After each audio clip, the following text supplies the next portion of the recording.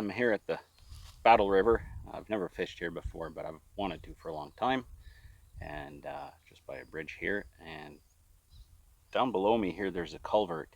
Every time I pull this past, something's biting at it, but it's must be something small. Can't wrap its mouth around it quite far enough to get the hook. So I'm gonna try a classic Len Thompson here. Len Thompsons aren't made too far away from here, actually, in Lacombe. So they're pretty classic here, and we'll see if we can't convince something.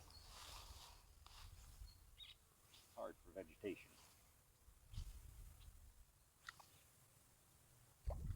Try something with a little more hook to it.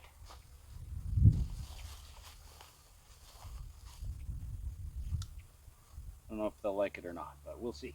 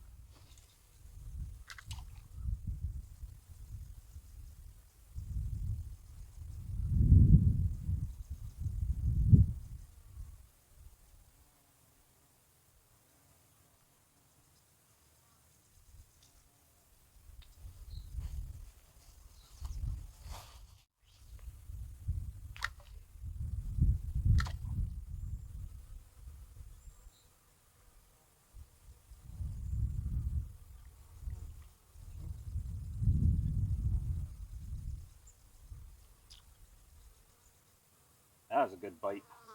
And all else fails, 5 of diamonds.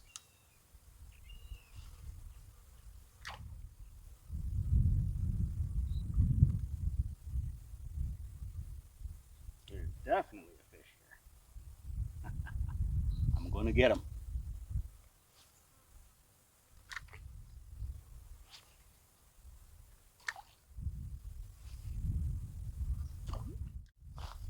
See how he feels about little white jig heads.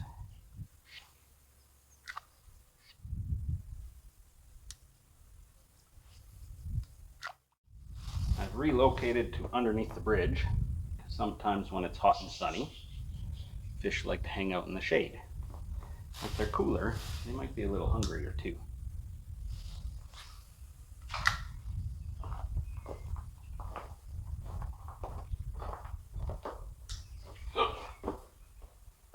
Soft right there. Not a sign, not a nibble. Move up a little bit here.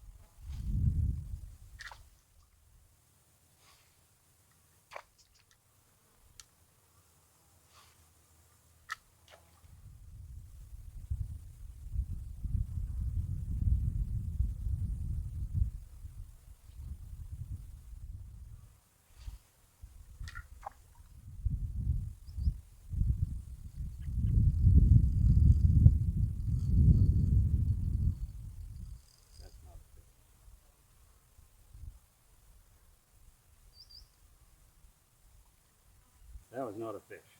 That was must be a stick or something under there.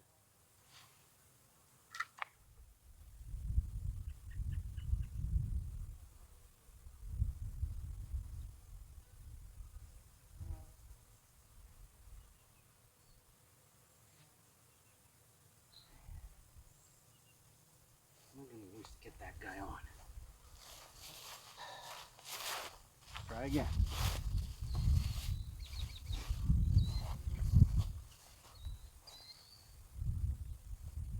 I'm gonna have to start heading for home before long. Well, pickerel rig fishing is my least favorite kind of fishing, but I think it's gonna work here. As I mentioned though, I didn't bring any minnows, but I did bring prosciutto. It's worth a try. Then I can sit and eat my lunch.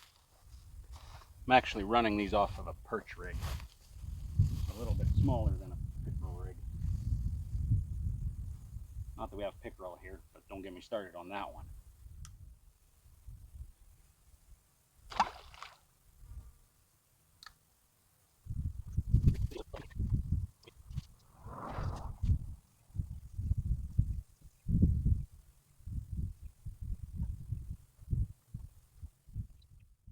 I am on my last bit of prosciutto, so something's liking it. And when that's gone, then I'm gone too.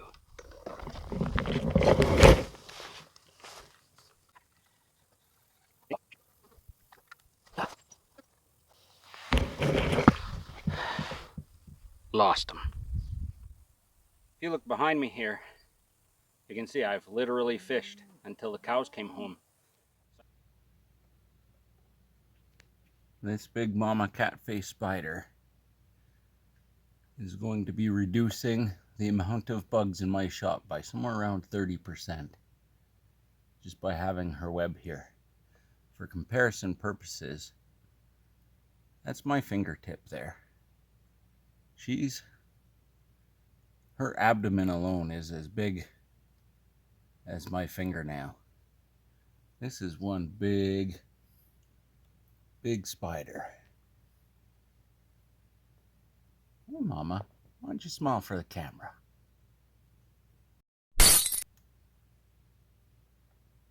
Pretty impressive.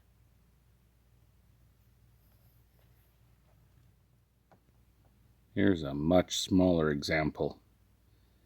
It's just trapped a little green fruit fly in its web. I don't like your chances, green fruit fly. Well, I've got some craziness going on here. The Jon-Sorry string trimmer starts up for a moment but doesn't really want to idle. So I thought, okay, well, I'll get a carb kit for it. And the Walbro carbs, you can get basically the more rebuild kits you buy, the cheaper they are. And so I thought, well, if I'm getting one for that, then I might as well get one for the Craftsman chainsaw, which still doesn't run, you know, it runs great, but it doesn't really idle that reliably. And then I thought, well, if I'm getting 2 Walbro kits, then maybe I'll just get 3 Walbro kits. I've had this XT600 kicking around for a while, and it's got a Walbro carburetor, of course. And it just doesn't work that well at the moment, so that'll get fixed up. And while I'm at it, well, I might as well see what's inside the Stihl here. This is an older FS36 that I've had for a while, and it kind of also runs, but not that great. It's a little hard to start, so I'm going to take a look inside there and see. It might be a Zama carb, but if it's a Walbro, I might as well just get the 5-pack or maybe even the 10-pack. Well, well, well, what do we have here? A Walbro WT. Guess what? Uses the same kit. So I guess we'll get another one of those. And I'm just going to have a big party rebuilding a whole bunch of Walbro carbs. See how this goes. It's worth the effort. An old string trimmer is really not worth anything, I'm finding. You know, if it runs, it's good to have around here, but in terms of making money, it's kind of a losing proposition. But at the same time, having a bunch of dead ones around here is a really losing proposition. So I might as well get some running and get them out of here.